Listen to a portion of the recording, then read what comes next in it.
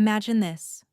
Your husband dies, and his family texts you, "Don't come to Christmas. It's better if you don't." I showed up anyway, with a lawyer, a navy blue folder, and every receipt they thought I'd never find. This is the story of how they tried to erase me from his legacy, and how the woman they uninvited from the party walked out with the house. My name is Danielle. I'm 38 years old, and this is how I turned their betrayal into my blueprint for power. Before we continue, please subscribe to the channel and let us know where you're listening from in the comments. Snow dusted the front lawn like powdered sugar, soft and cold against the cracked pavement in front of the house I used to feel welcome in. Through the window, warm yellow lights flickered around a tall Christmas tree, and voices floated through the glass, familiar voices. Laughter, clinking glasses, Mariah Carey singing like she always does this time of year. The smell of roasted ham hit me before the door even opened, and I wasn't supposed to be here. That sentence looped in my head the whole time I stood on the front walk. I shifted my weight on the icy concrete, my boots squeaking softly against the thin layer of snow. My coat was buttoned tight, the old wool scratching at my neck, and my breath fogged up in little puffs that rose and vanished in the cold December air. My fingers were numb inside my gloves, but I still held my phone like it might suddenly change its mind and show me a different message. I stood just outside the porch, my coat buttoned tight, breath fogging up in little puffs. My phone buzzed again. Same message I'd already read twice. "It's better if you don't come this year." I could still see the 3 dots from earlier in the day, that little bubble like they had struggled for a full minute trying to find a nicer way to uninvite me, and then decided not to bother. No explanation, no apology, just that. I read it again, even though I knew it by heart. Those 8 words felt more honest than any fake hug I'd gotten from them in the last year. I didn't answer, didn't argue, didn't beg. Old me would have. The version of myself that lived for peace, that believed if I just tried harder, they would see me, would have sent 3 paragraphs back. I would have asked what changed, what I did, how I could fix it. I would have blamed myself before I even knew what they had done. Not tonight. I just stood there and waited until the person beside me nodded. David had been standing still long enough that he almost blended into the shadows by the porch post. He was quiet, tall, calm in a way that made people nervous without understanding why. There was a steadiness to him, like nothing in that house could surprise him because he had already seen worse in a courtroom. His name was David. He wasn't family. He was a lawyer. And he was holding a slim, navy blue folder. That folder looked almost delicate in his hand, but I knew what it carried. Months of emails, copies of bank transfers, property records with my name scratched out on paper, but not in reality. Every page inside it was a reminder that I hadn't imagined the way they were cutting me out, slowly, quietly, after Thomas died. I swallowed, feeling my throat tighten. Then I took a breath. Just one. I took a breath. Then I opened the door. The warm air rushed toward me, carrying roasted meat and cinnamon and the faint chemical smell of whatever candle Carla had burning in the entryway. It was like stepping into an old photograph where everyone else still believed the picture was perfect. It was like the air shifted. Conversation stopped. Forks hovered. Even the fireplace crackled slower. The Mariah Carey track kept playing from the speaker near the kitchen, but the sound felt far away now, like it belonged to some other room. People who had known me for over a decade stared at me like I had wandered into the wrong house. My mother-in-law, Carla, blinked 3 times before her face caught up to her panic. She forced a smile, but her mouth trembled slightly at the corners. Her hand, still holding a linen napkin, froze halfway between the table and her plate.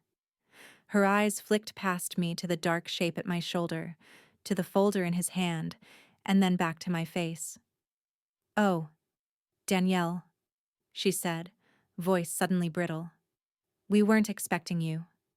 She tried to lace it with warmth, with that fake sweetness she used when guests arrived early, but there was a crack in it. I heard it. So did everyone else. I didn't smile back. Me. I know. My words came out softer than I felt inside. Behind me, David stepped in. He closed the door quietly, the little click sounding louder than the music, louder than the clink of glass and silverware. He didn't say anything yet. He didn't have to. Not yet. His presence alone shifted the balance in the room. I could feel everyone's eyes bouncing between us, between me and the stranger in the suit. My father-in-law, Greg, stood slowly from his armchair like his legs had turned to sand. His bourbon glass rattled against the side table as he set it down. The ice inside knocked against the sides, one last nervous little chime. Greg. What's going on here? He was trying to sound like the man of the house, the one who set the rules.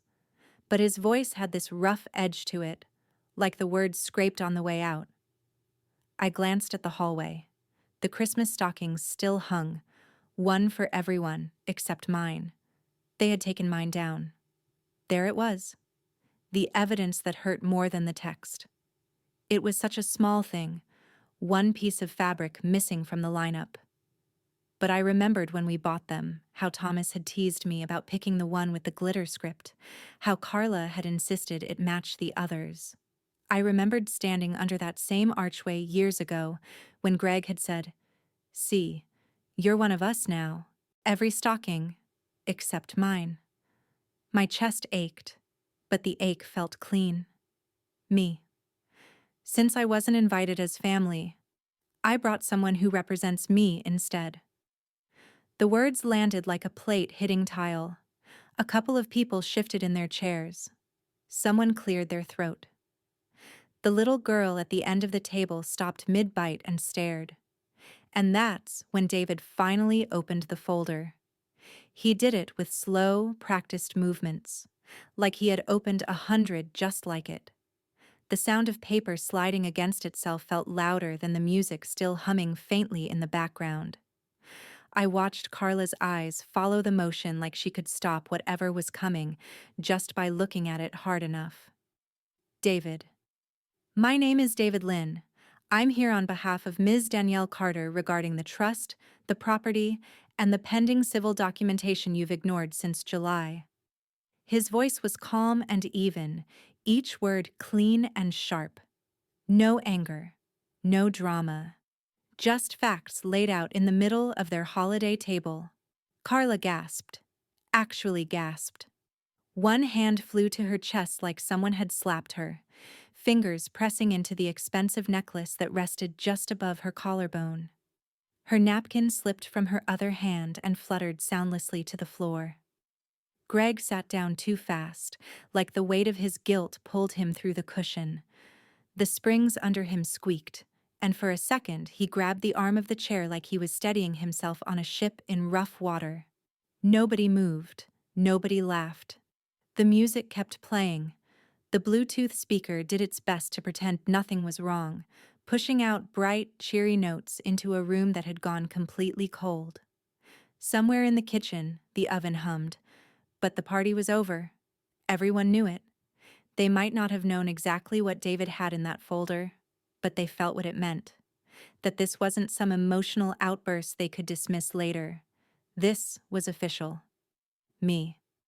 You told me not to come. You said it would be better. Better for who? My voice cut through the quiet. It sounded strange even to me. Not shaky, not pleading, just tired. Tired and clear. They didn't answer. Not out loud. But their faces said everything. Greg's jaw clenched so hard I could see the muscle jumping in his cheek. Carla's eyes glossed, but no tears fell. She was too busy calculating. My sister-in-law Nicole shifted behind the kitchen island, trying to disappear into the cabinets. She twisted the edge of a dish towel around her fingers like she needed something to hold on to. My brother-in-law stared at the floor like he could melt into it. He swallowed hard, Adam's apple bobbing, and refused to look at me. My niece, only 9 years old, looked confused, holding her candy cane like it was some kind of weapon against the silence. Her eyes moved back and forth between the adults, trying to figure out whose version of reality she should believe. They all knew something, but nobody expected me to bring it through the front door. They had counted on me staying in my place, staying quiet, grieving politely in the corner while they rearranged my life on paper. They thought that text would keep me away, that shame would do the work for them. David stepped forward, calm and clear. David, we're prepared to serve notice tonight, or we can arrange a follow-up after the holiday, but my client would prefer clarity now. That word, clarity, felt like a sledgehammer wrapped in ribbon. It sounded polite, professional, almost gentle. Underneath, it promised something else. No more excuses. No more confusion about who owned what. No more pretending they forgot to include me. I saw Carla's hands tremble. She tried to steady herself on the back of a chair. Carla. Danielle. Honey. This is not the time or place. Her voice wobbled on honey, like she was reaching for the old script. The one where she called me sweet names, patted my hand, and I backed down because I didn't want to be the problem. Me. You made that decision when you left me out. The truth slipped out smooth and solid. It sat between us like another piece of evidence. They were the ones who decided I was not family tonight. I had just adjusted accordingly. Silence again. Longer this time. Someone set a fork down, the small clink way too loud. The fire popped once in the fireplace. Outside, a car drove by, its headlights passing over the frosted front window like a reminder that the rest of the world kept moving. Then Greg snapped. Greg, you're trying to ruin Christmas with this legal nonsense? There it was. The flip. The shift from guilt to anger in half a breath. He needed a villain in this story, and it was easier if it was me. I tilted my head. Me. You already ruined it when you falsified my name on the property line after Thomas passed. The moment the words left my mouth, the entire room seemed to exhale. Not in relief, in shock. Like they had all agreed, silently, never to say that part out loud. There it was. A truth they'd prayed I wouldn't speak. They'd invited everyone but me this year. Everyone who would keep quiet. Everyone who would protect the illusion. I could see it dawn on a couple of faces at the far end of the table. Cousins who had only half heard pieces of the story, who filled in the blanks with whatever made things easiest to sit with. Now they understood why I had walked in with a lawyer. But I didn't come for illusion. I came for what was mine. Not just the house, not just the money tied up in that trust. I came for my name on the record, for the promise Thomas had made to me when he was alive, sitting at this very table, squeezing my knee under the linen and telling me, if anything ever happens to me, you'll be okay. I looked over at the dining table, still full of plates, still full of people pretending to eat through their discomfort. Gravy was starting to form a skin on top. The mashed potatoes had lost their steam, and I didn't say anything else, because I didn't have to. The silence did all the talking now.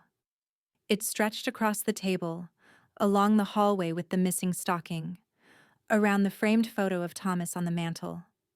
For the first time since he died, I felt like I wasn't the one being dragged along by their choices.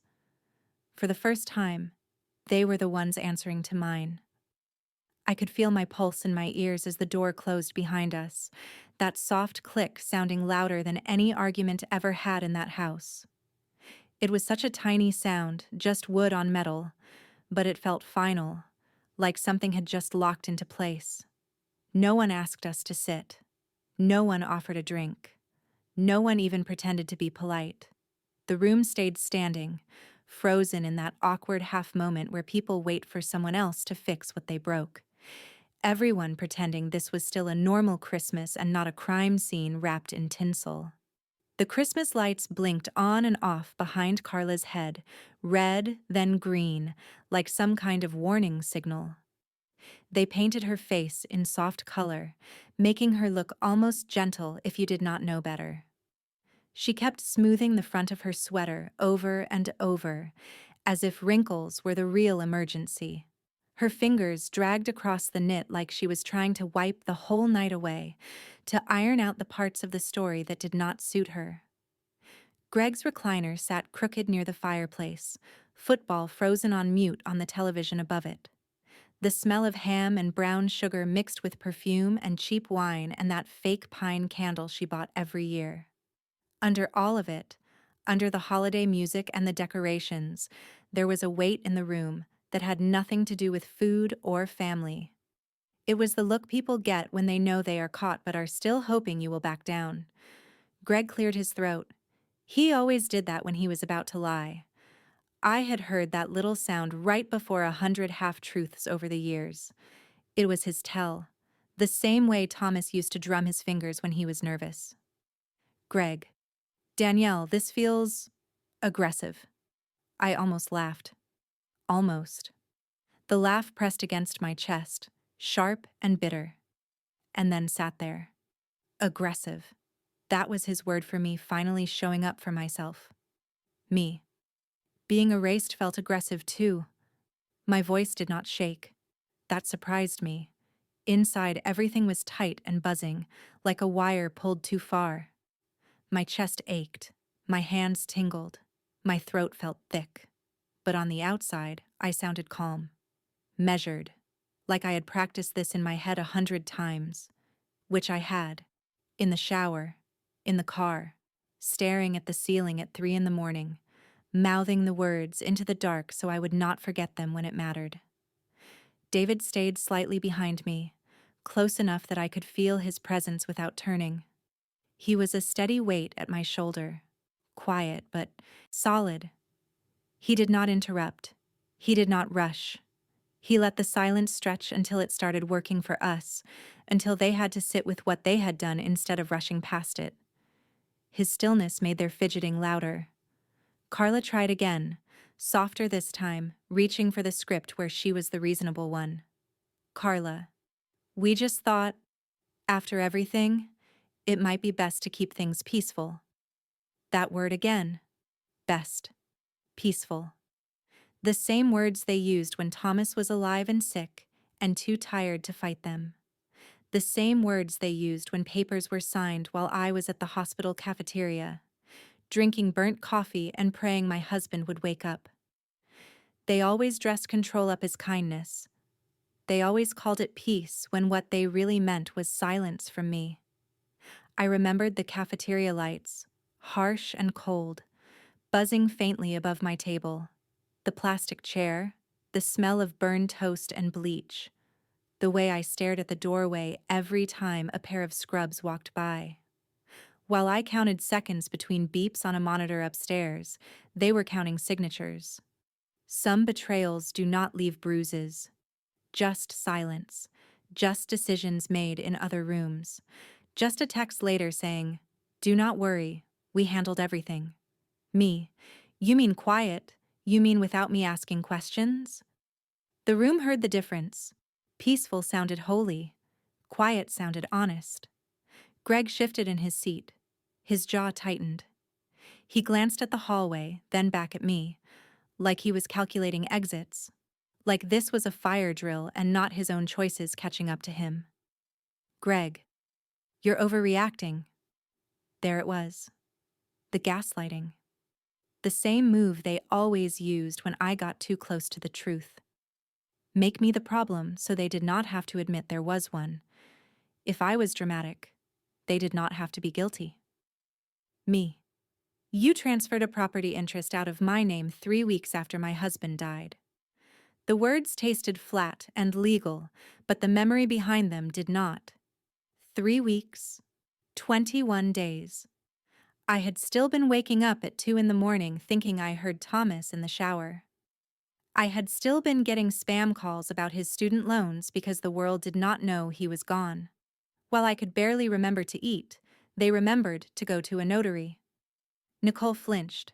Her hand flew to her mouth before she could stop herself. She knew. She had known the whole time. I could see it in the way her eyes refused to land anywhere for more than a second, pinging between her parents and me like she was watching a game she already knew the ending to. David stepped forward then, just one step, opening the folder fully now. I heard the soft thump of documents settling into place. White paper, black ink, all the things they thought I would never see. David. The quitclaim deed filed with the county clerk lists forged consent. We have handwriting analysis. We also have certified mail records showing my client was never notified. The legal words sounded almost boring coming out of his mouth, but I watched them land like blows. Forged consent, handwriting analysis, certified mail. Each phrase another brick stacked on the pile of proof.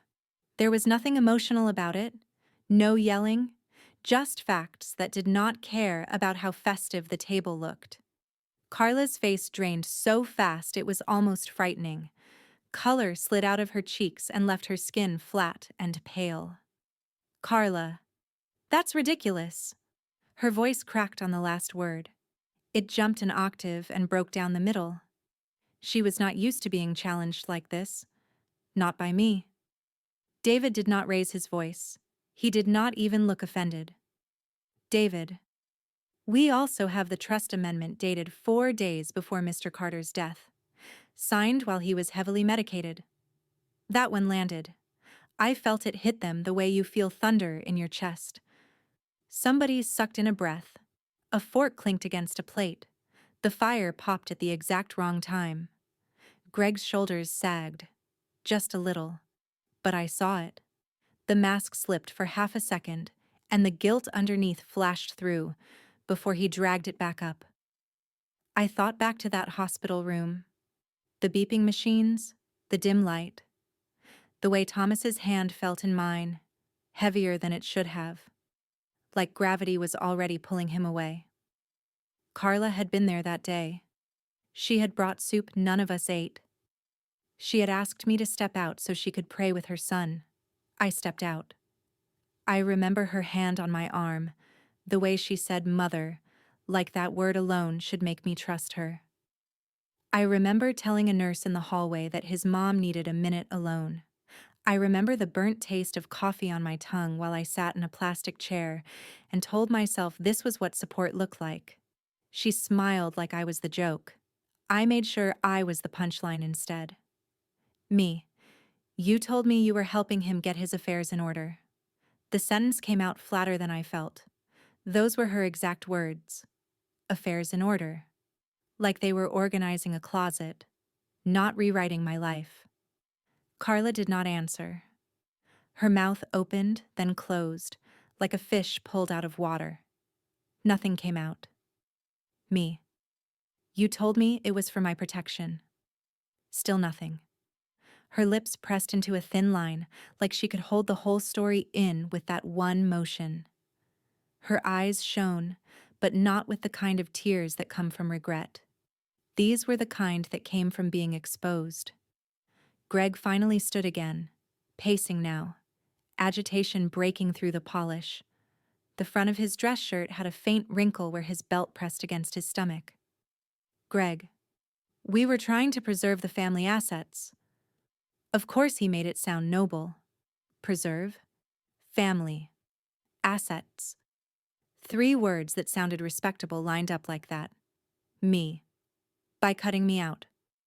The answer did not need decoration. It was the whole truth in one line.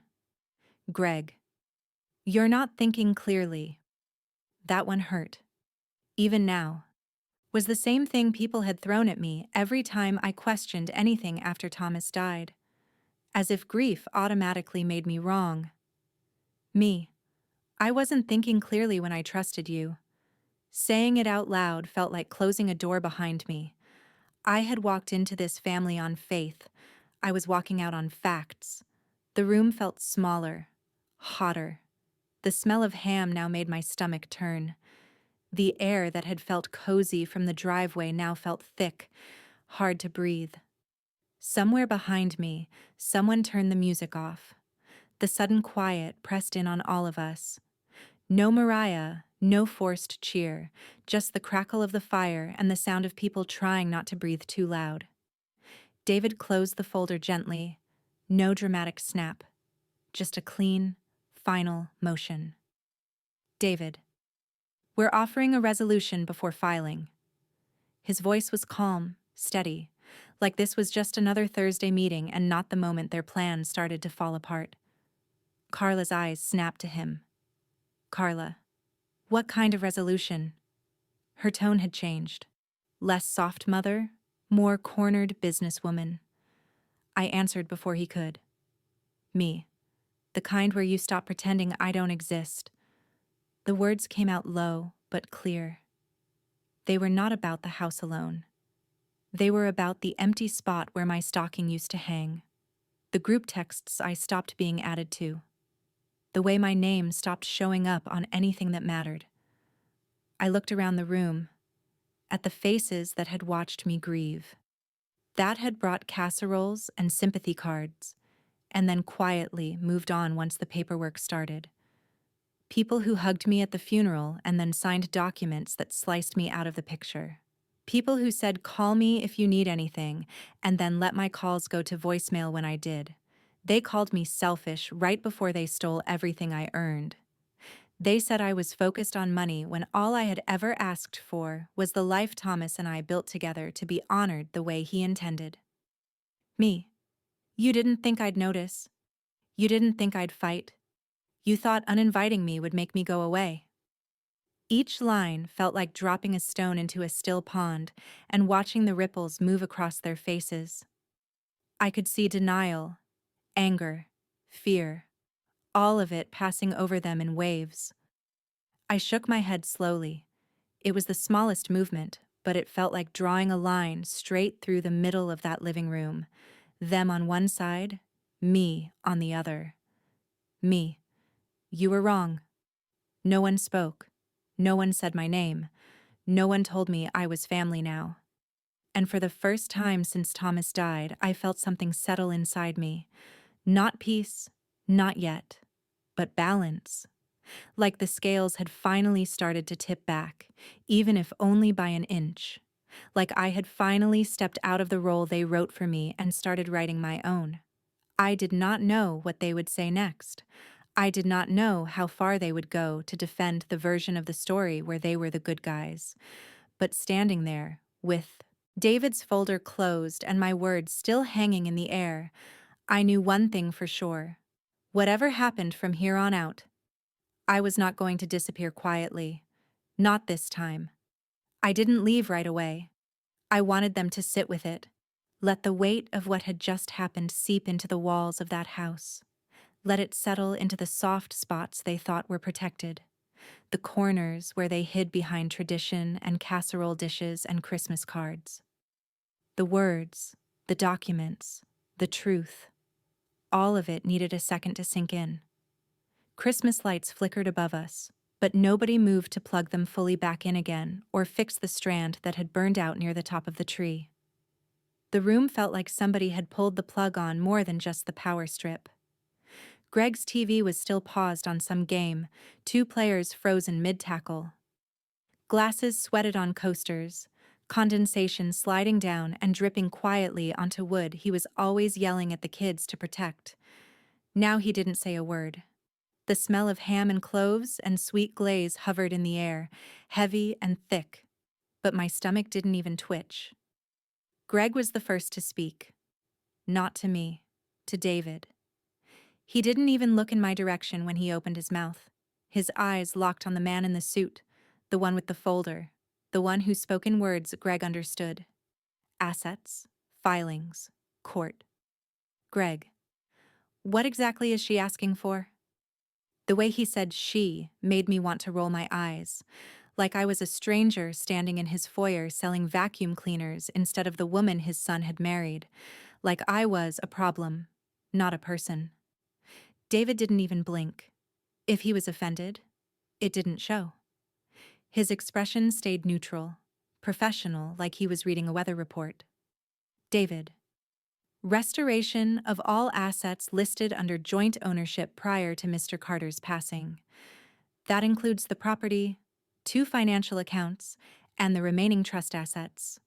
Otherwise, we file in civil court with full documentation. He spoke like he was laying out a simple choice between 2 items on a menu, this or that. No gray area, no halfway. The words, full documentation, hung in the room like a storm cloud. I watched them register in Greg's eyes. Nicole whispered something to her husband, but her eyes never left me.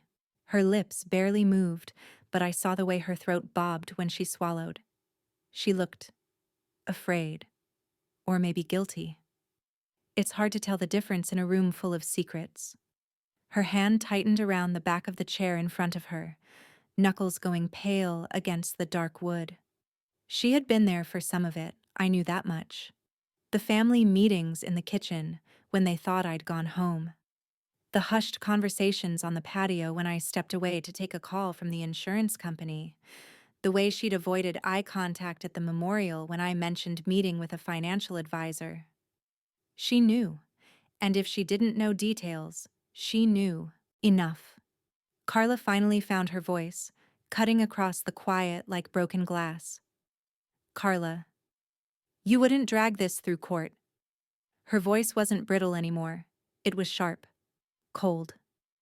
The softness had slipped. What was left was the woman who negotiated prices with contractors and always got her way at the HOA meetings. Me. You already did. You just hoped I wouldn't notice.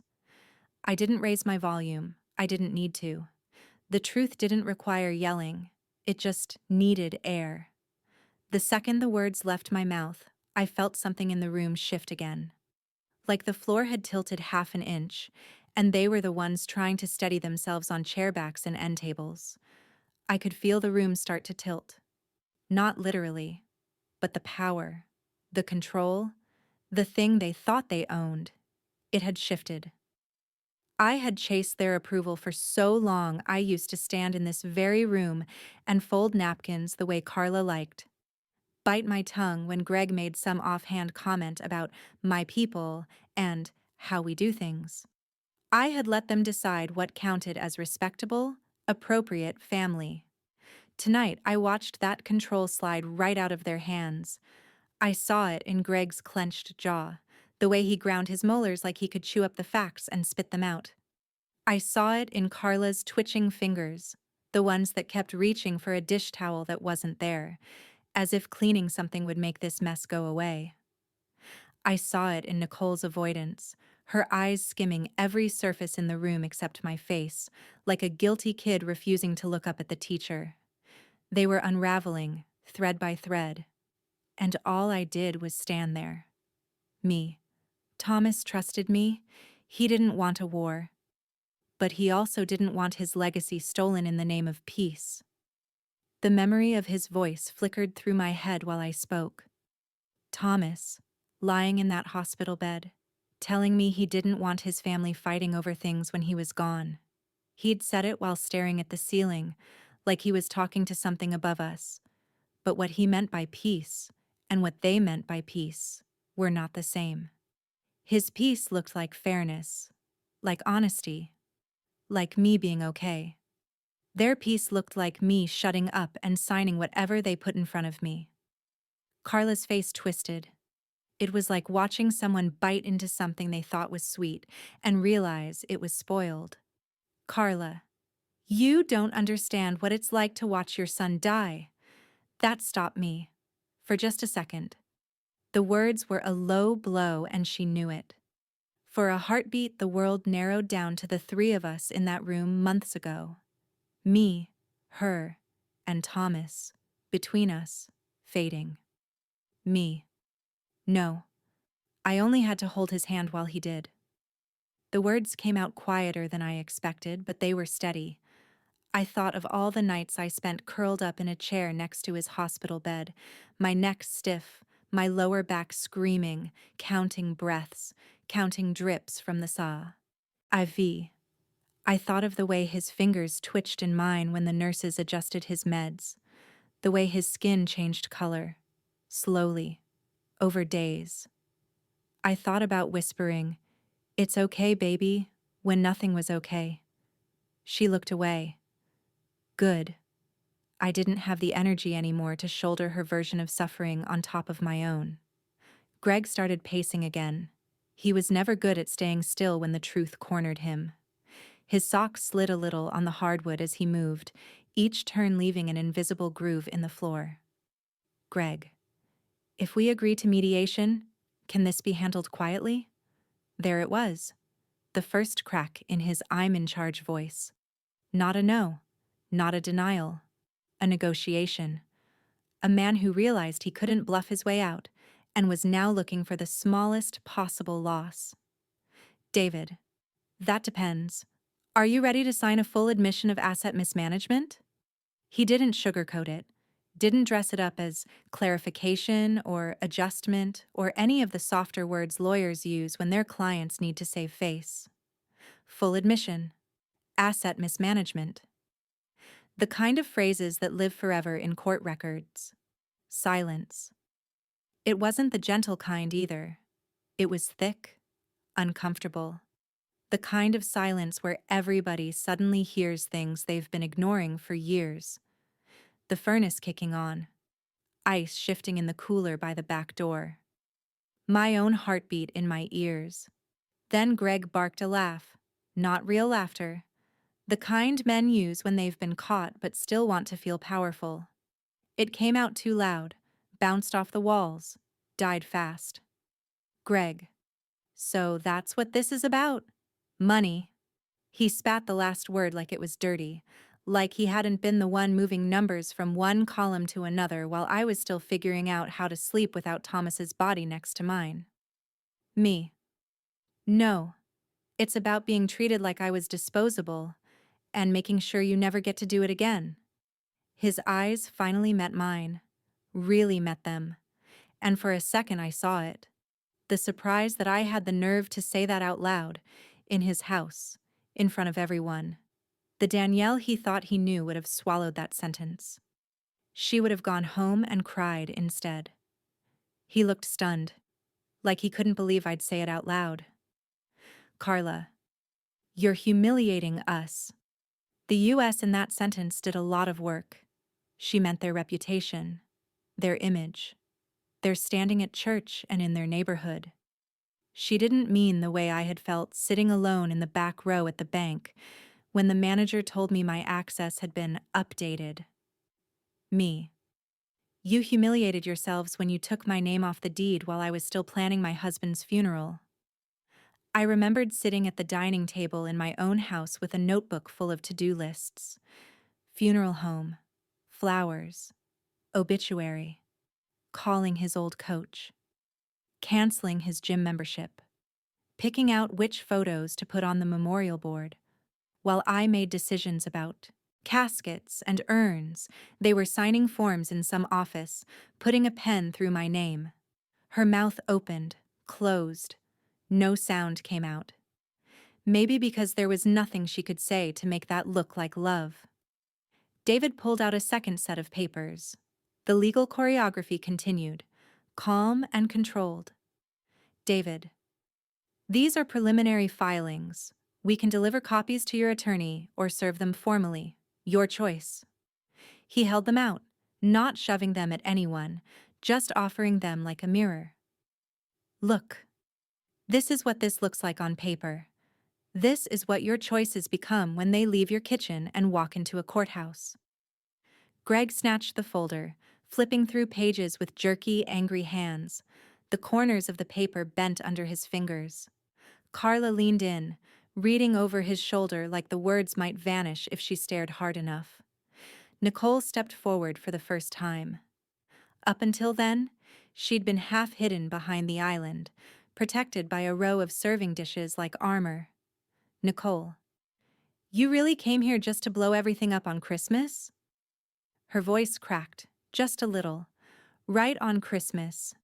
It sounded less like an accusation and more like a plea wrapped in blame. Like if she framed me as the one who blew things up, she wouldn't have to look at who built the bomb.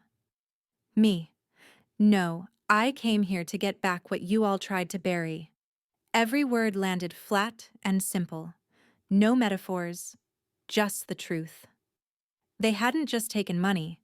They had tried to bury me alive in paperwork, in family politics, in unspoken rules about how widows should behave. She looked like she wanted to say something else. Her mouth moved, then stopped. Maybe defend herself. Maybe apologize. Maybe tell me she hadn't known everything. But nothing came. Just a quiet inhale, and a step backward, back into the safety of silence. The party was over. No one touched their food. Plates sat in front of people, steam now gone, gravy thickening, cranberry sauce starting to skin over at the edges. No one finished their drinks. Wine glasses hovered half full, red lines staining the crystal, fingerprints smudged on stems. Greg's bourbon sat on the side table, the ice melted down to cloudy slivers. And that beautiful ham Carla bragged about on Facebook sat untouched in the center of the table, the one she posted pictures of earlier with captions about family traditions and holding on to what matters. Glazed, scored, perfectly decorated. Now it just sat there, a centerpiece for a scene she would never post. The tree lights blinked again, weak and slow. Some bulbs struggling to stay lit while others had already given up. Tinsel drooped in lopsided lines. I turned to leave. It was not dramatic. No stomping, no door slamming. Just a choice made with my feet instead of my anger. I felt David fall into step beside me, quiet as ever, the rustle of his suit the only sound. Greg, you'll regret this. His voice followed me to the entryway, heavy and mean. It sounded like a curse and a threat and a wish all at once.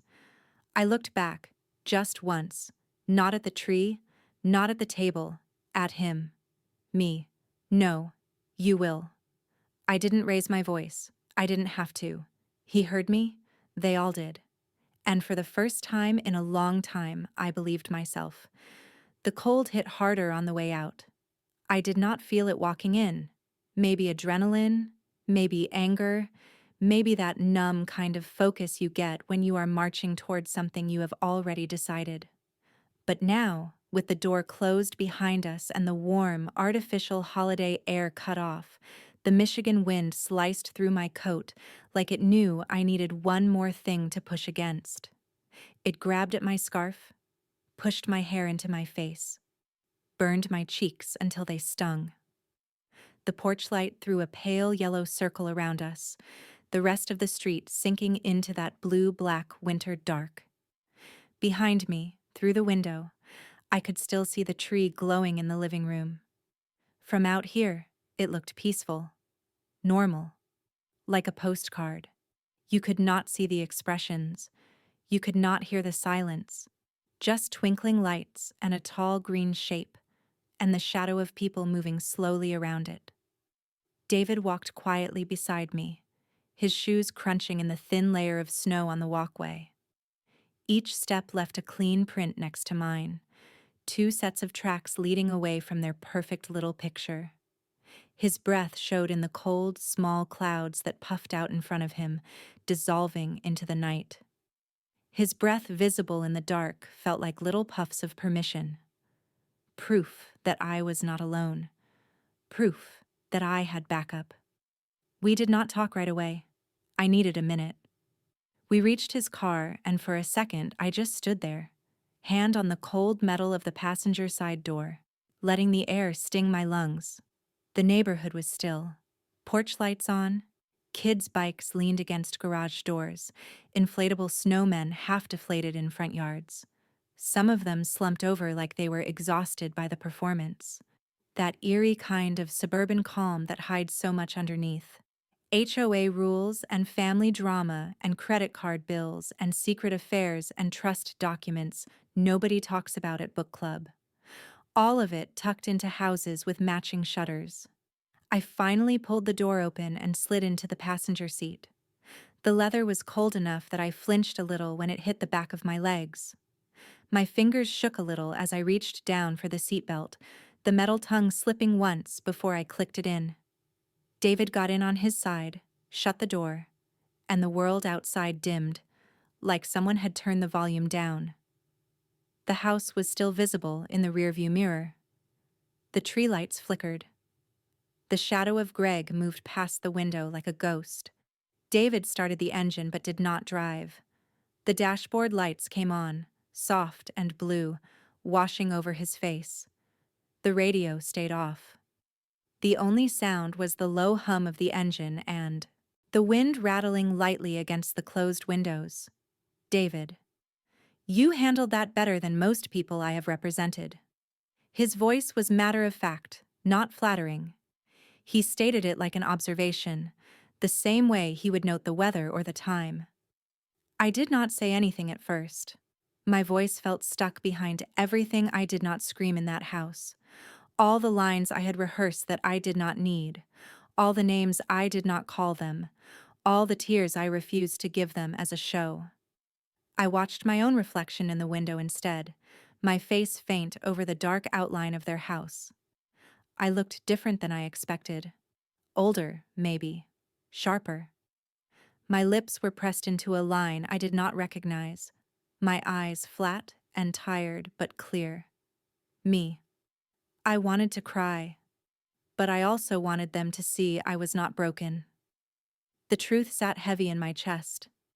There was a part of me that had wanted to collapse at that table, to show them just how much they had hurt me, to make them look at what they had done.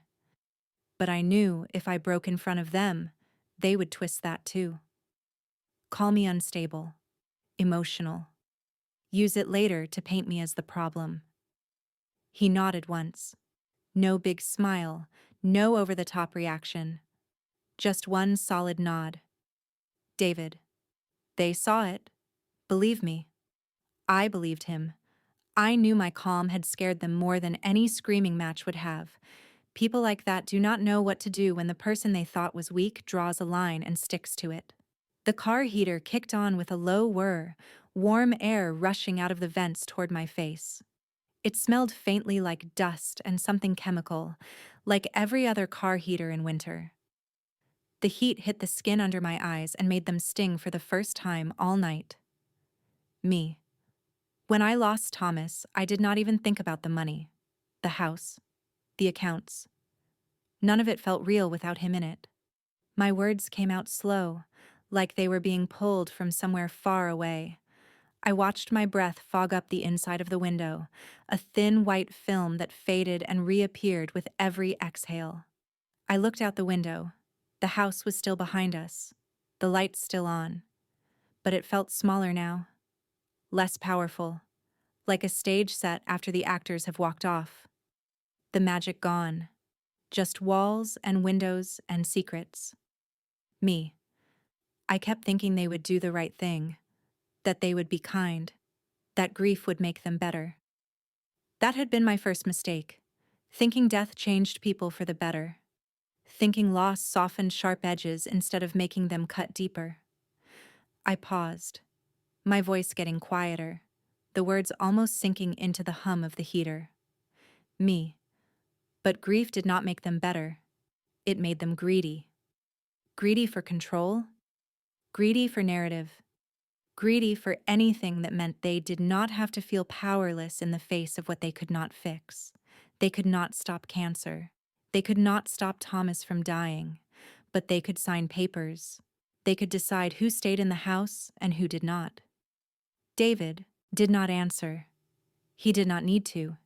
He just let the statement sit there between us, like another file in his folder, another piece of evidence.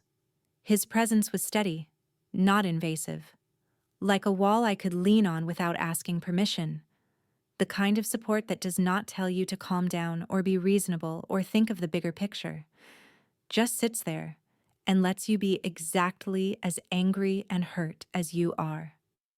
I thought back to the hospital, the harsh white light, the hushed voices in the hallways, the way the air always smelled faintly like antiseptic and microwaved leftovers, the constant low hum of machines that kept beeping even when nobody was in the room. Thomas' voice, rasping jokes even through the pain. He used to call me his girl with the steel spine. He would say it with this little half smile, like he was proud and a little amused at the same time.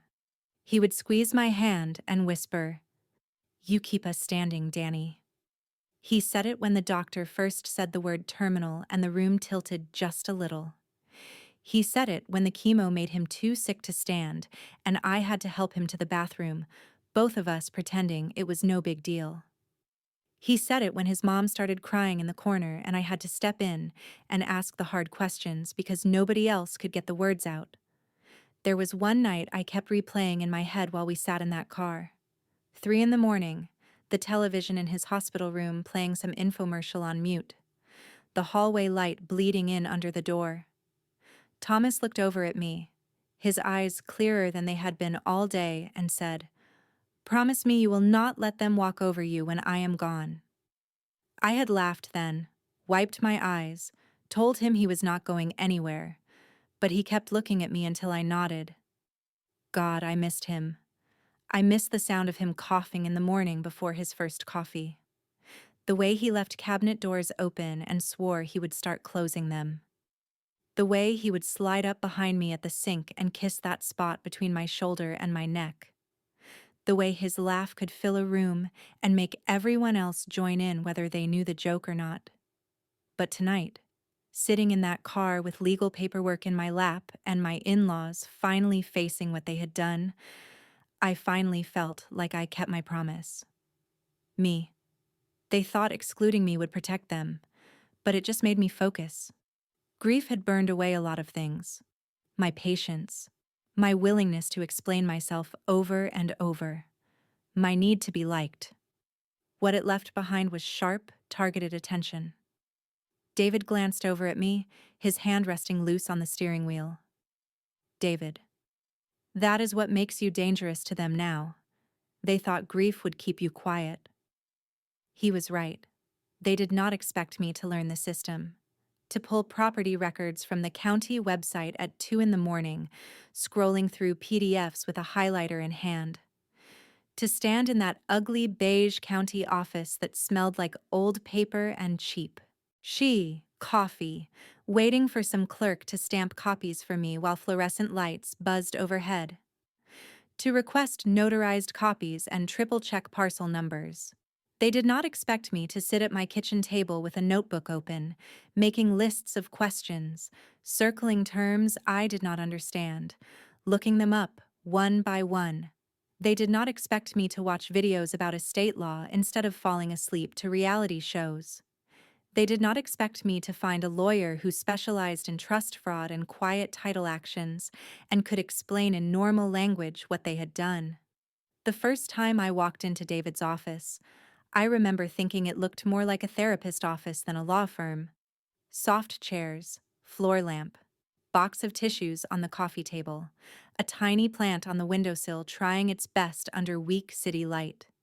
He had sat across from me with a legal pad and just listened while I dumped the whole mess out between us. When I was done, he had not told me to move on or accept it. He had said calmly, "We can work with this."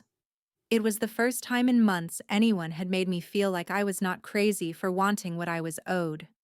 They thought I would just mourn, that I would stay curled up in bed too numb to notice account numbers changing and statements stopping, that I would assume every missing piece of information was an oversight and not a plan.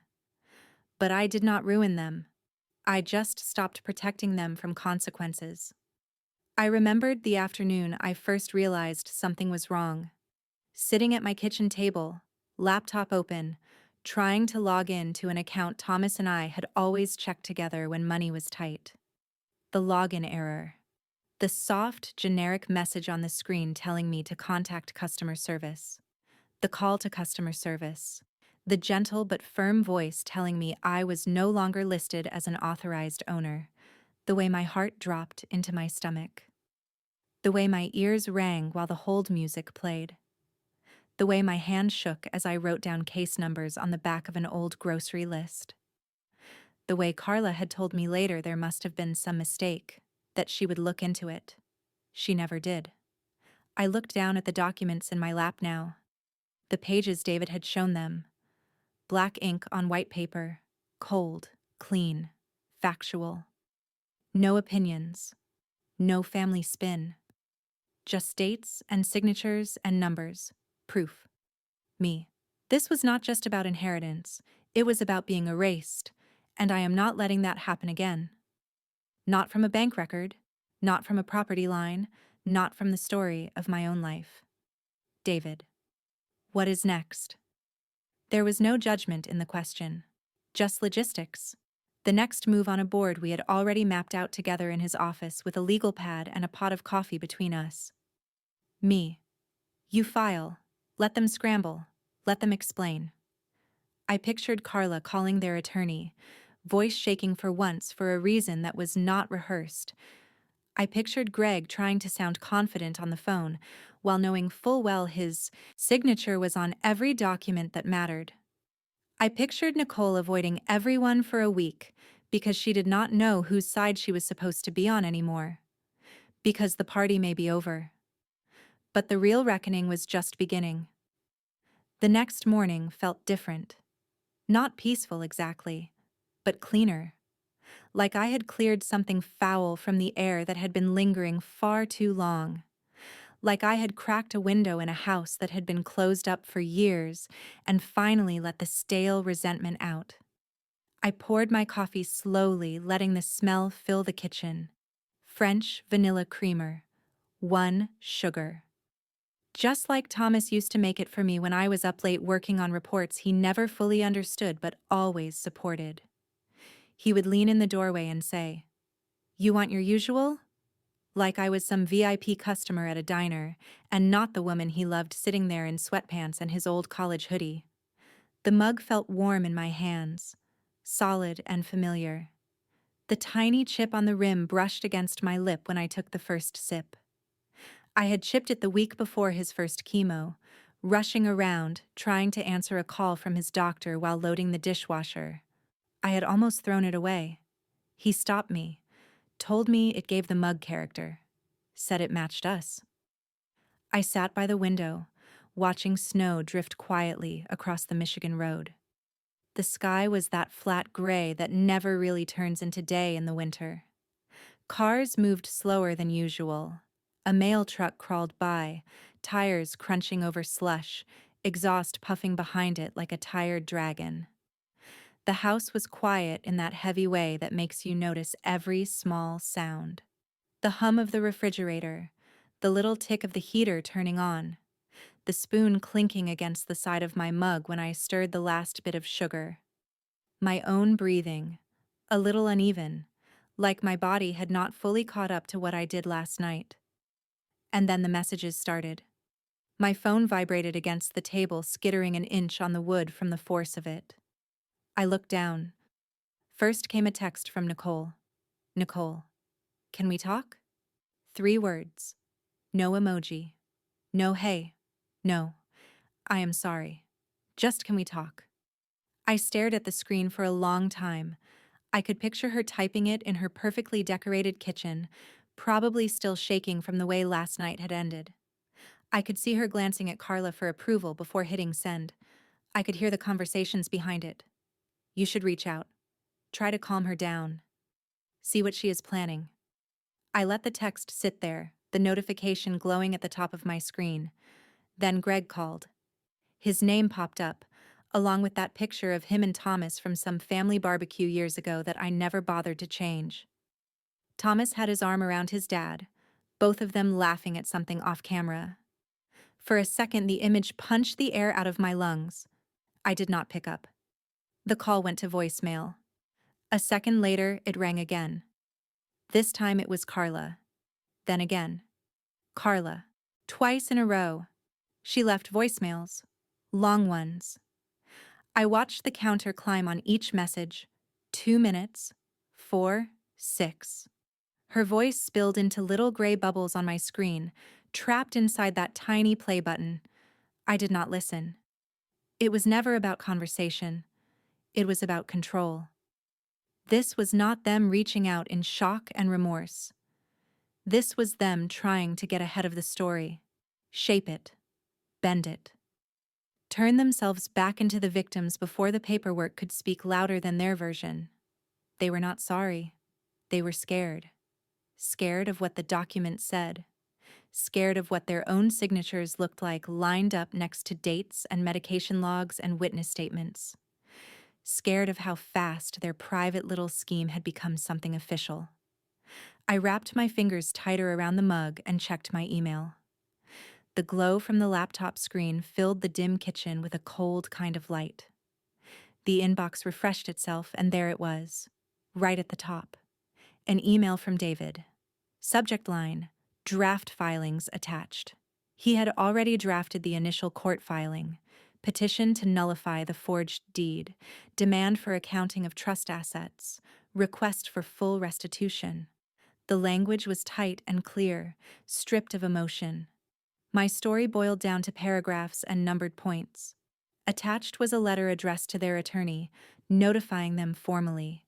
No more hallway conversations, no more vague promises, just one professional to another, spelling out exactly what came next. David. It's done. Clock starts now. Seeing those words typed out hit me harder than I expected. Clock starts now. As in, there is a countdown on their excuses, on their ability to pretend this was a misunderstanding, on the time they have left to decide who they want to be when this is over. I read through the filing slowly, line by line, my finger tracing the screen like I was following along in a hymn book. Each reference to forged consent, each mention of dates and medication levels, each demand for records felt like a piece of my sanity being stapled back together. I closed the laptop and took another sip of coffee. It had cooled a little, but it still tasted like something I chose for myself. The sugar, the creamer, the recipe he taught me. A tiny ritual I got to keep. And I waited. Not in that desperate, anxious way I had waited before. Not like the hospital days, when every ring of the phone meant a new piece of bad news. This was different. This was the kind of waiting you do when you know you have already moved the first piece on the board, and now you are just watching the other side realize the game changed. By that afternoon, the shift was undeniable.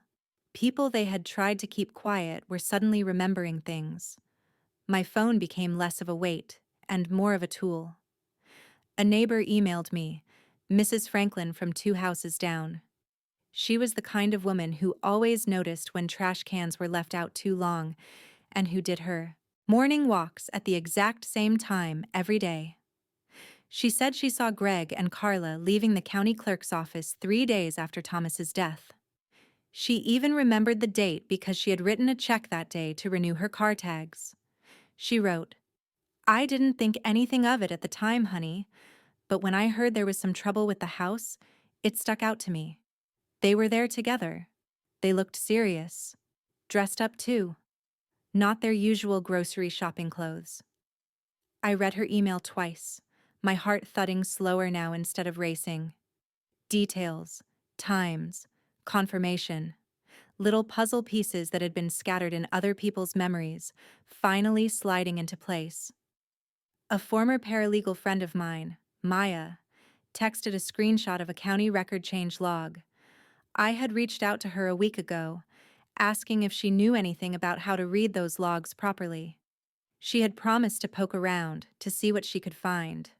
Her screenshot showed entries highlighted in yellow, unusual timing, no corresponding probate filing, a transfer flagged with the exact date David had circled in red on his printed timeline. Maya texted, "This is shady as hell, Danny. Who files this before the estate is even properly opened? They were moving fast. Too fast." Then came the biggest one. Thomas's old friend James reached out. The notification popped up on my screen with his name, and a picture of his kids at a baseball game. He and Thomas had been close since high school. They used to spend Sundays yelling at the TV over football, drinking cheap beer and arguing about quarterbacks. He had visited the hospital the week Carla said she prayed alone with her son, James. She didn't pray. She brought a folder. I thought it was just paperwork. But he was so out of it, Danny. He didn't even remember I was there until I sat on the bed. I felt it in my chest, like something cracking open after being held too long. A sharp, hot ache that spread from my ribs to my throat. I remembered that day like it was yesterday. Carla coming out to the hallway, smiling too wide, telling me she had some private time with her boy. Me pacing the waiting room, scrolling on my phone, trying not to go insane, trusting her. Me. Can you write a statement? My fingers hovered over the keyboard for a second before I hit send. Asking people to take sides is something I had avoided for months. I did not want to drag anyone into the middle. But this was not drama anymore. This was evidence. James. I already did. Sending it now. A PDF popped up a moment later. His name. The date. A straightforward account of what he saw. Thomas sedated. Eyes half open. Carla leaning over him with a pen in her hand and a folder in her lap. Nurses coming in and out. Focused on vitals, not legal documents. That was the thing about truth. It starts slow, then gains speed. At first, it is just you, alone with your suspicions, asking yourself if you are overthinking. Then it is one person saying, you know, now that you mention it, then another, then another. And suddenly, what they counted on you never being able to prove starts showing up in your inbox from every angle. By that evening, Carla had sent a long email through her attorney. I recognized the tone before I even opened it.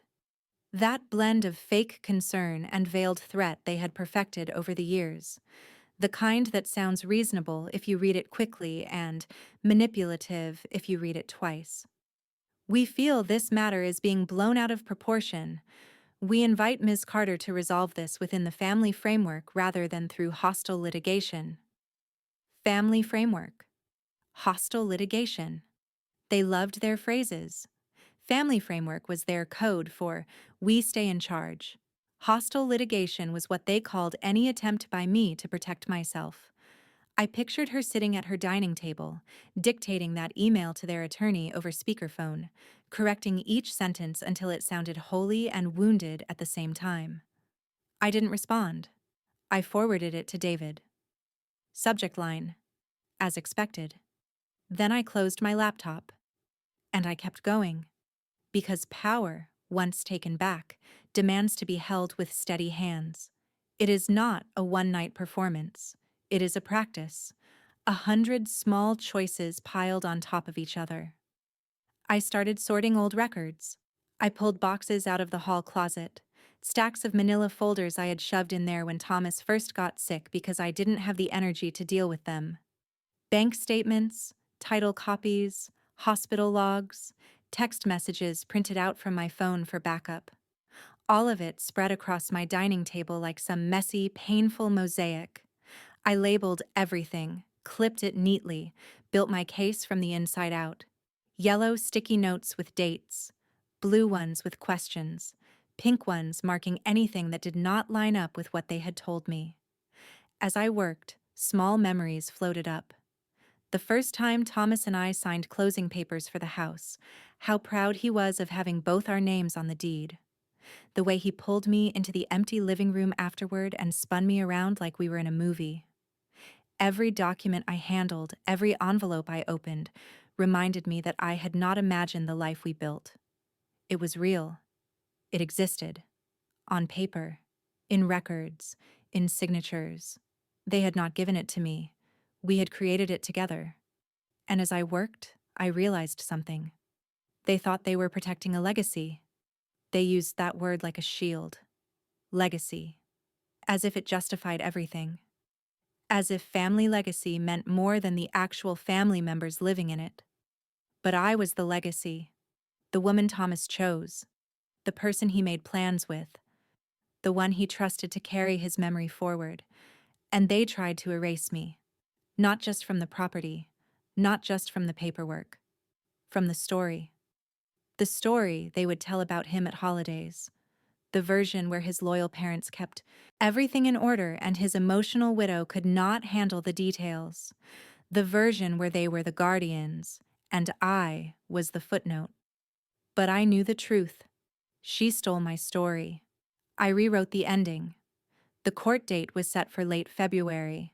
Small town courthouse, gray sky, that kind of Midwest winter where the cold bites through bone, the kind where the wind slides under your clothes and settles straight into your spine, no matter how many layers you wear. I circled the date on my calendar in red, not because I needed the reminder, because it felt like a line. Before this, after this. I arrived early, not because I was nervous, because I was ready. There's a difference. Nervous is pacing and chewing your nails in the parking lot.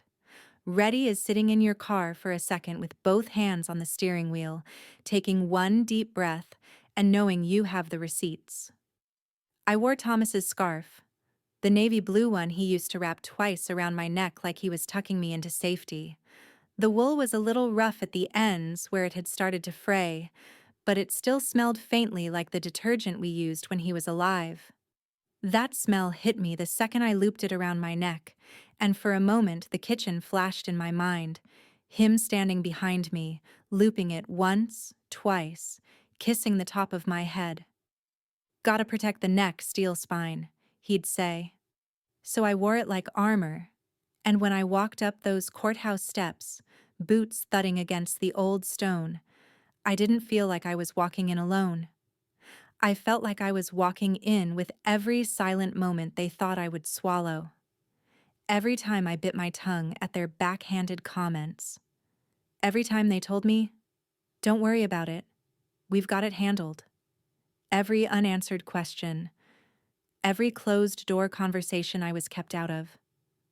I walked in with every name they removed. Every line they crossed out. Every right they tried to strip away in whispers and signatures. The courthouse smelled like old paper and cleaning fluid. That weird mix of bureaucracy and bleach.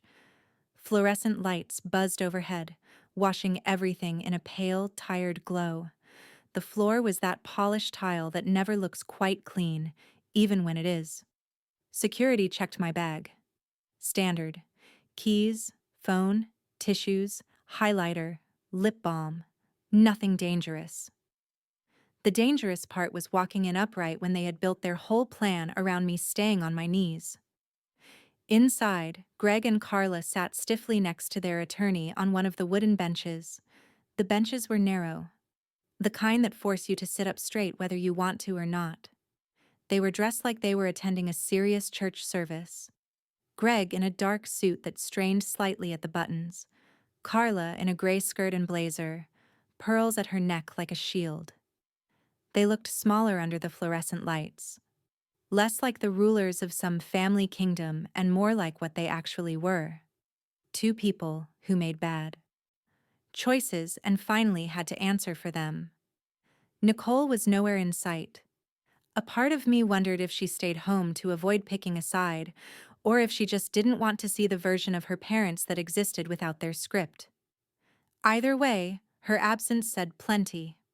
David was already there, sitting calmly with a thin stack of folders on his lap. No flashy briefcase, no theatrics. Just a man who had brought exactly what he needed and nothing extra. His tie was slightly loosened, like he'd done this 1,000 times and knew how long the day could stretch. He leaned over before we were called, his voice low, his eyes still on the courtroom door. "David, their lawyer wants to discuss settlement before we go in." Of course he did. There's always that last-second scramble, that what if we just make this go away conversation. I nodded once. Me. Let them squirm a little longer. It wasn't about cruelty. It was about balance. For months, I had been the one squirming, the one lying awake, staring at the ceiling, replaying conversations, wondering if I was crazy for seeing what I saw. Today, they could sit with that feeling for a while. We waited. The courtroom slowly filled. A couple in a custody battle sat on the opposite bench, whispering fiercely under their breath. A teenager in a hoodie twisted his hands together while an older woman, his mom, probably, rubbed his back in circles.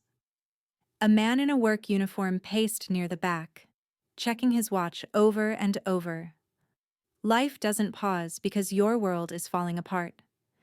Everyone has their own disaster scheduled. When the judge entered and we were called forward, I stood steady. He was an older man with tired eyes and a face that had seen every kind of lie invented. The robe didn't make him look intimidating. The way he scanned the room in one slow sweep did. We moved to our spots, David at my side, their attorney between Greg and Carla, like a translator between two very different languages. David laid everything out, quietly, methodically, like peeling layers of rot until all that remained was truth. No grand speeches, no dramatic pointing. Just one piece of evidence after another, lined up so neatly even a stranger could see the pattern. The forged deed. The notary stamp with a date that lined up a little too perfectly with the day I was at the funeral home picking out flowers. The trust amendment signed under sedation, medication logs, nursing notes, James's affidavit describing the folder, the pen, the way Thomas's eyes kept slipping closed, the hospital timelines, the county record inconsistencies, the changelogs Maya had dug up, the neighbor's statement, the lack of proper notice sent to me at any point. Each detail landed like a slow, steady hammer. Tap, tap, tap. Not loud, just relentless. Their attorney kept interrupting, trying to reframe everything as miscommunication and unfortunate timing. He'd say things like, "What my clients meant," and "There was no malicious intent," and "This was simply a matter of misunderstanding complex paperwork." He leaned hard on words like complicated, emotional, overwhelmed, tried to paint Greg and Carla as grieving parents who stumbled through legalese and made honest mistakes. But the judge wasn't buying it. I could see it in the way his mouth tightened every time the attorney said miscommunication, like that word alone could erase a forged signature. In the way he asked for documents to be brought to him instead of just glancing from afar. In the questions he directed at David, sharp and precise. How many times was Ms. Carter notified regarding these changes? Is there documentation showing her consent?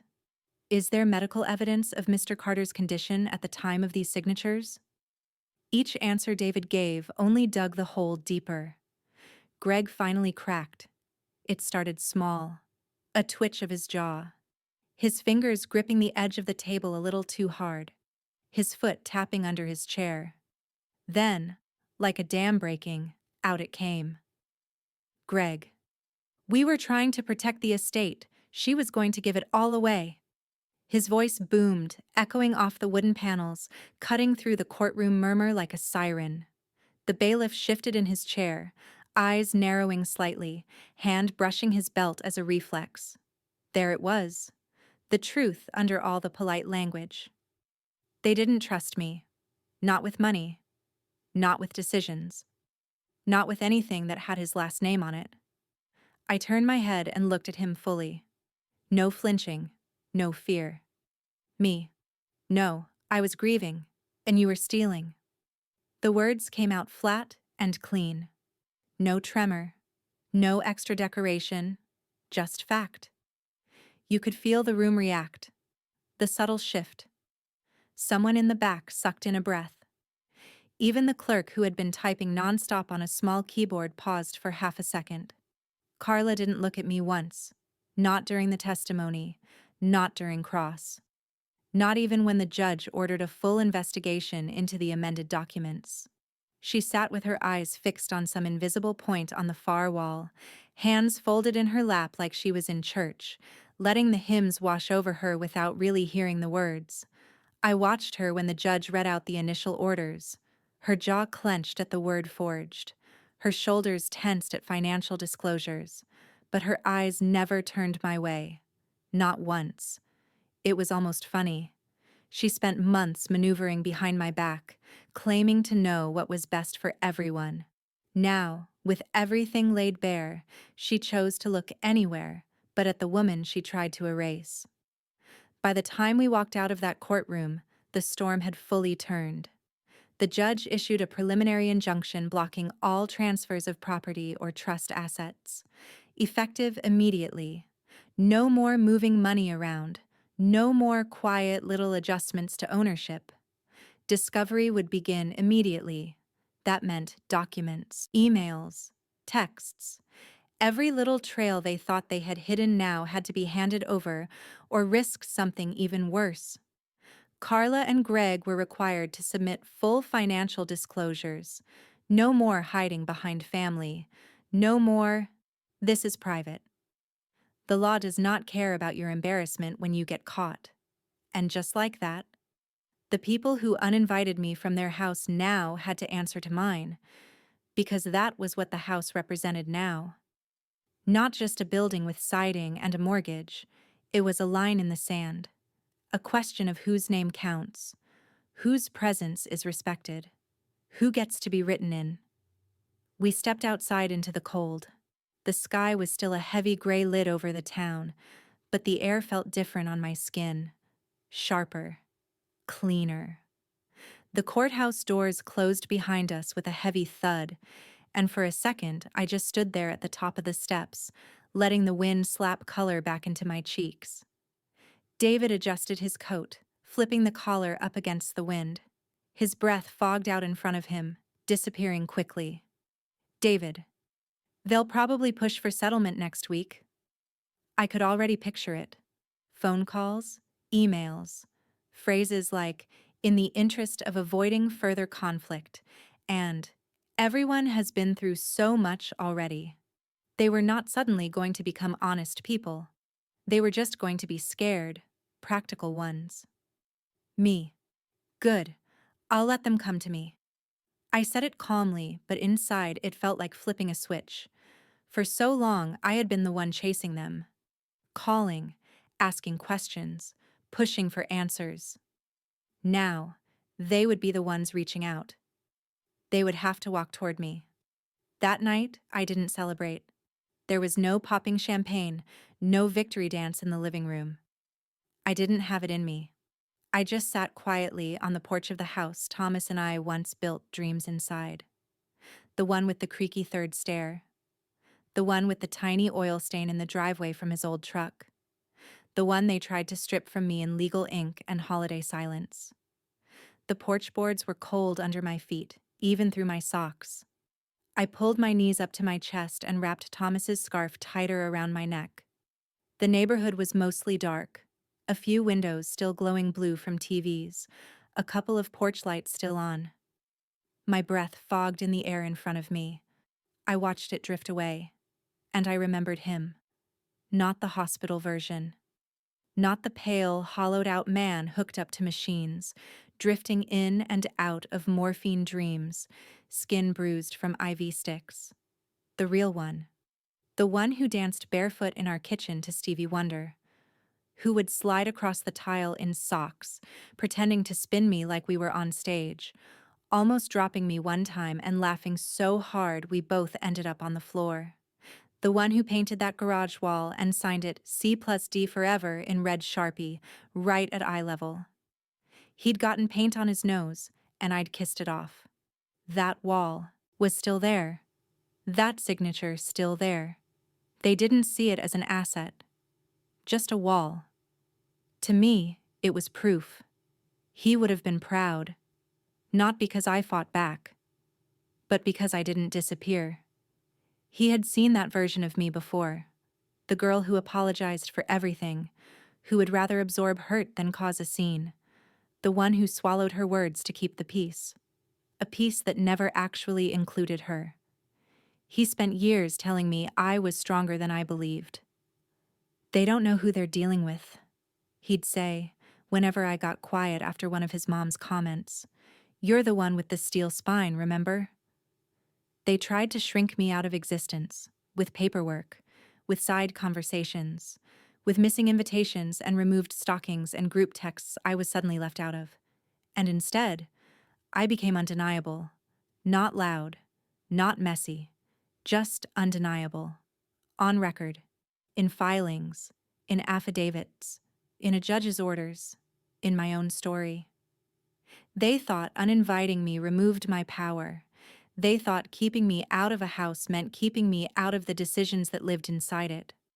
They thought silence meant compliance, that if I didn't scream, I'd just accept whatever version made their lives easier. But when I walked through that door with the one person they feared most, it wasn't me, specifically. It was what he represented. That folder. Those words. On behalf of Ms. Carter. They weren't scared of my anger. They were scared of my evidence. I wasn't there to ruin Christmas. I was there to end the lie. The lie that I was temporary, that my marriage was a phase, that I was just the wife, and they were the real family. The lie that they could rewrite Thomas's wishes in the shadows, and I would never see the edit. So now when people ask what happened that night, when they lean in over drinks or after church or during some random lunch and say, "Hey, I heard things got intense with Thomas's parents. What actually went down?" I just smile. Not a cruel smile, not smug, a small, knowing smile, because I lived it. I survived it. I owned it. And I tell them, they uninvited me from the party, but I left with the house. If this story struck a chord, hit like, subscribe, and tell me what you think in the comments.